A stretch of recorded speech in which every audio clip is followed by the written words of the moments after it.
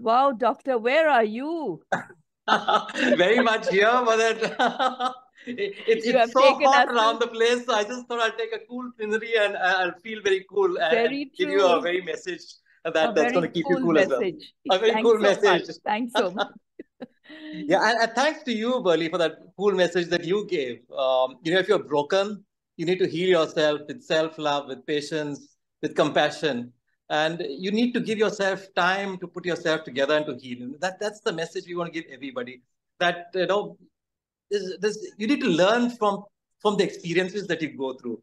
Or everyone goes through so much of traumatic experiences, but that only helps you become more resilient and more strong and helps you deal with problems in the future. And everyone is there. So we are here in the Memory Cafe to support each other. We are here in the Memory Cafe to thank God for His presence. Whenever we are in trouble, He's always been there. And if you kind of know this message, I think we can be stronger and we can go on. Now, we're all ready for the next month, which is the month of May. And with May comes holidays and mangoes and a lot of heat. And it's already hitting us already in March. And April has been one of the hottest months ever in many years. And this is what the Met Department has been telling us. So I always say that prevention is better than cure.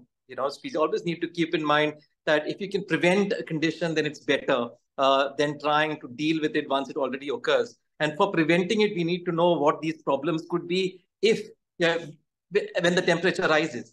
So there are a number of things, especially our senior citizens need to be aware of this because senior citizens, people above the age of 60, children, people with some disability are the ones who are at highest risk of getting heat-related problems. When the temperature rises, there can be heat-related problems, and you are at highest risk of getting these problems. And remember, heat-related problems can be so severe that people sometimes lose their lives because of heat-related problems. So don't take it very lightly. It is something that we need to be aware of, and we can protect ourselves from this condition because, as I said before, prevention is always better than cure. So what are these heat-related problems? Sometimes we don't realize that a simple form of heat-related problems could be heat cramps. Just as you get cramps, painful spasm of the muscles could be of your hand, could be of your legs. You have this spasm, could be of the abdomen sometimes. Spasm of the muscles, very painful. And this could be because of dehydration, because of the heat-related problem. You can also present with something called heat exhaustion. So during summer, people tend to feel very tired, especially in the evening time, very tired, cannot do things, and feeling very weak, very lightheaded. So these could be signs of heat exhaustion. This person will sweat profusely, will feel dizzy. The skin will be moist, and what's happening inside is the body's ability to cool naturally.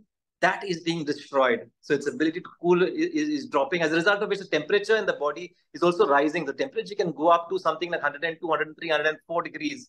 So that is what's happening to that person. So one needs to address the problem of heat exhaustion, get the person to a shade, get the person in maybe, if there's an air conditioner somewhere, you can use the air conditioner, bring the temperature down. And the faster you do it, the better it is because this person can progress to develop more complications later.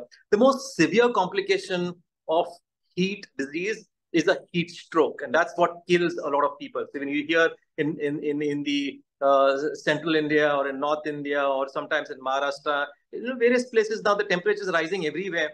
We hear a lot of people who are out in the sun for some meeting or so, and suddenly some 10 people lost their lives. They were otherwise healthy, but they suddenly lost their lives because of the heat, and that's because of a heat stroke. Now, what happens in heat stroke? That's the most severe form of the condition. The temperature inside the body goes more than 104 degrees Fahrenheit. There is an altered state sensorium. So the person is a little confused, will not speak too well. The heart rate goes up. The person will breathe. They're very shallow breathing. So it sometimes feels like the person has probably got a heart attack or something. And people want to address the problem there and there. But you need to know one thing. You need to shift this person away from the sun. You need to make sure that he comes to the shade in a closed area. Use some ice or whatever to bring that temperature down. That is the main thing you have to do. And the person is not responding, call the ambulance immediately because this person requires immediate care. A person with a heat stroke can die within 30 minutes or so if you don't address it adequately. So keep in mind that this is something you need to do. Don't take the heat very lightly. I always say that you need sunlight because sunlight is good for you, vitamin D, etc. And there are a lot of good things about the sunlight, but too much of it could be a problem. So make sure that you're aware of that. So don't go out in the sun, especially at peak heat time. So don't go in the afternoon. Tell children not to go and play cricket in the afternoon. It's holiday time and everyone wants to go around playing football or cricket. But don't do it in hot sun because that's where they can get affected by the heat and have a heat stroke or heat exhaustion. Wear light clothes, loose clothes where air can flow, and try to wear lighter clothes because that reflects the light and reflects the heat. Don't wear dark clothes because that causes a problem. Use an umbrella when you go. That could help. Maybe a hat or something when you're going around. Hydrate yourself. That's very, very important. When I'm saying hydrate yourself, I want to tell you I'm saying hydrate yourself with water. Don't keep drinking some sweetened drink to cause more problems for you. I told you sugar is not so good for you. So don't keep having sweetened drinks, sweetened beverages, but hydrate yourself with water. We always say drink 8 glasses of water in a day, but that doesn't mean drink 4 glasses at one time and 4 glasses the other time. You need to keep yourself hydrated throughout. And that's what it is. The minute you start feeling thirsty, it means something is going wrong with your cells and body is having the effect of dehydration. So you need to make sure that you stay hydrated throughout, and that is going to keep you cool, and that's going to help you enjoy your summer even more. So enjoy your summer, enjoy your holidays. Don't feel afraid of it, but you need to know, be prepared for it. That's my sip for the day. That's my cool sip for a hot summer. Thanks, Doctor. Truly a cool sip with a cool background and really makes us feel good.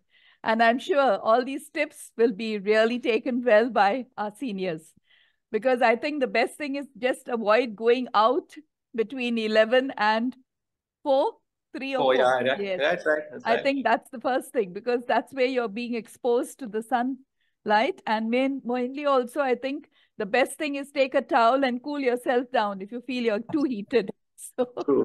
And the other thing, be careful in cars. Sometimes the car that is kept outside in the sun and then you go and sit yes. inside can really raise your temperature. Yeah. So that's also important here. So thanks so much, Doctor, for sharing Most these welcome. cool tips with us for the day, for the week. Okay.